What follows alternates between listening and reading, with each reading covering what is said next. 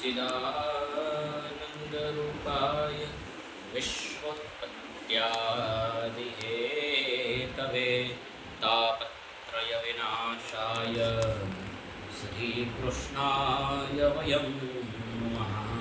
नमोऽस्तुते व्यासविशालबुद्धये फुल्लारविन्दाय तपत्रनित्रा येना तवया भारतैव पुराणामृतपालितो ज्ञानमयप्रदीपा मूर्खं करोतु विद्वांसं नास्तिकं चास्तिकं मुदा यत्कार्यं तमहं वन्दे कृष्णशङ्करशास्त्रिणं ध्यानमूलं गुरुरमूर्ते पूजामूलं गुरुपदं मन्त्रमूलं गुरुर्वाक्यं मोक्षमूलं नमस्काराभ्यः रुद्रदवे આપસૌ રુદ્રદવે યુટ્યુબ ચેનલમાં હાર્દિક સ્વાગત કરું છું। ભગવાન ઠાકોરજીના ચરણોમાં પ્રણામ કરી મારા પિતાના ચરણોમાં પ્રણામ કરી મારા ગુરુજીના ચરણોમાં પ્રણામ કરી કથાનો પ્રારંભ કરું। કથાના પ્રારંભમાં આજની કથાનો એકદા ગ્રહદાશીષુ યશોદાનંદકેહિની તથે કાલે સ્વયં યશોદા એમ કહે છે દામોદર જિલ્લાનો પ્રશ્ન છે।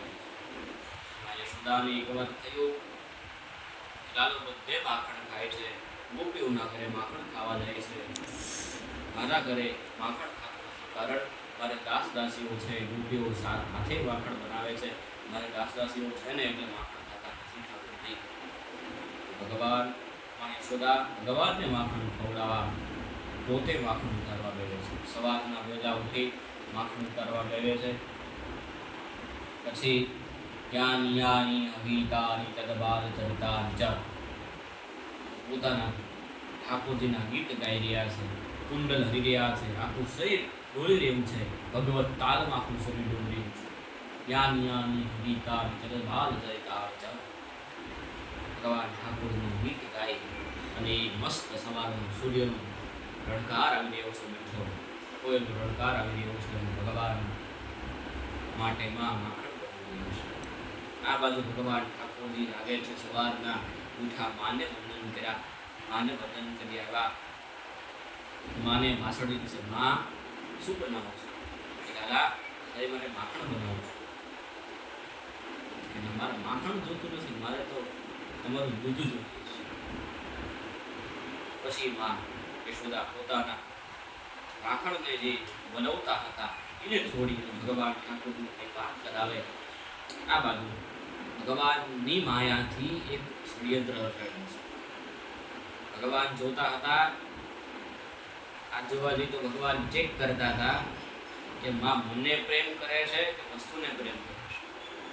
ભગવાને એક માયા રચી, એક દૂધ હતું અને દૂધને કીધું, આમ ઈશારો કર્યો અને દૂધ ઉબળવા માંડ્યું, ધીમે ધીમે દૂધનો ઉભરવાયો। માની નજર પડી, ભગવાનને અતૃપ્ત છોડી અને માં નીકળી ગયા છે। દૂધ ગેસ બંધ કર્યો।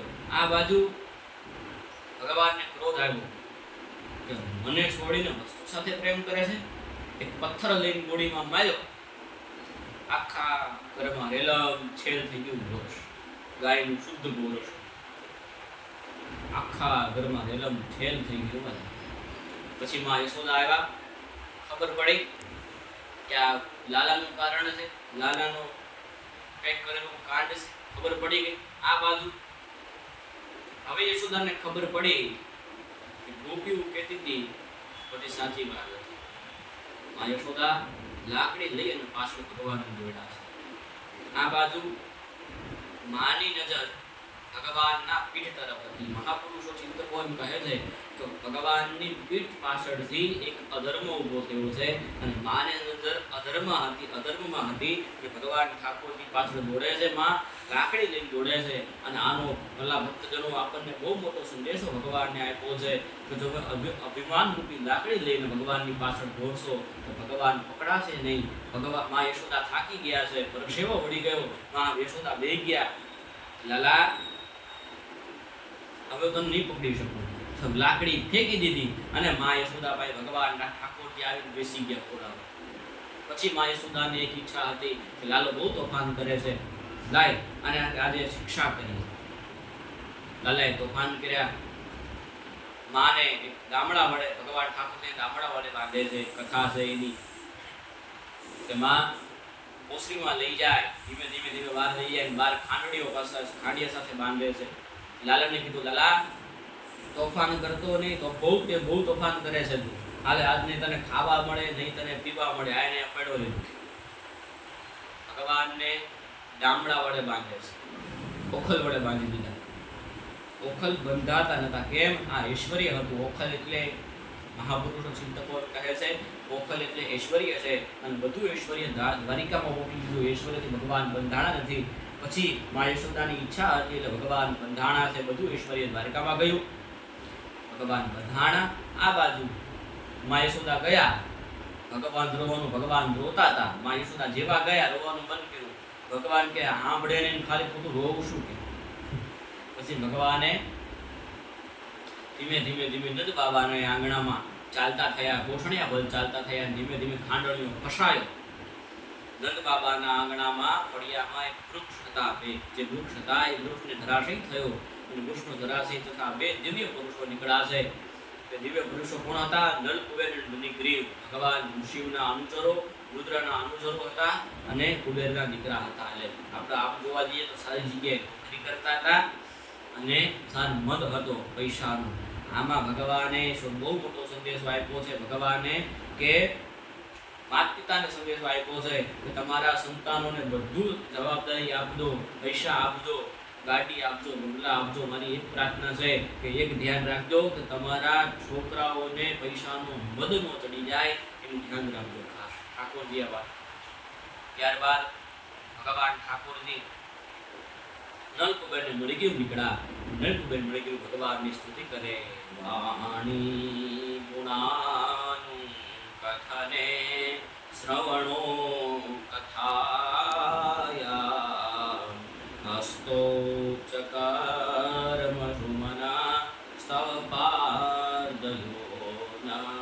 સ્મૃત્યાં શિવાસ્તવ નિવા સજગરણા દૃષ્ટિશતાં દર્શને સ્તુભવત્તનૂનાં. દૃષ્ટિશતાં દર્શને સ્તુભવત્તનૂનાં. હે ભગવાન, વાણી ગુણાનુકથને શ્રવણો કથાયામ. હે ભગવાન, જ્યારે જ્યારે અમારો જન્મ થાય ત્યારે તમારી વાણીથી અને ભગવાન અમારા કાનથી તમારા ગુણ ગવાતા રહે. વાણી ગુણાનુકથને શ્રવણો કથાયામ. હસ્તૌ જગત પશુમના સ્તવપાર્દયો. આ હાથ તમારા પાવની, તમારા પગની સેવા કરતા રહે. ભગવાનની પ્રાર્થના કરી આજની કથાને અહીંયા જ વિશ્રામ આપું. ભગવાન ઠાકોરજીના ચરણોમાં પ્રણામ. તમને આ વિડીયો પસંદ આવ્યો હોય તો લાઈક કરી, શેર કરી, અને ભગવાન ઠાકોરજીના ચરણોમાં પ્રણામ કરું છું હું. અને લાઈક કરજો, શેર કરજો, સબસ્ક્રાઇબ કરજો, અને બેલ આઇકન ઓલ પર પ્રેસ કરજો. કારણ આવા ભાગવતની કથાઓ આ ચેનલ તમને મળતી રહેશે. એ જ ભાવ સાથે જય હિન્દ, ભારત માતા કી જય. હરિ ઓમ તત્સત. જય શ્રી કૃષ્ણ. રાધે રાધે.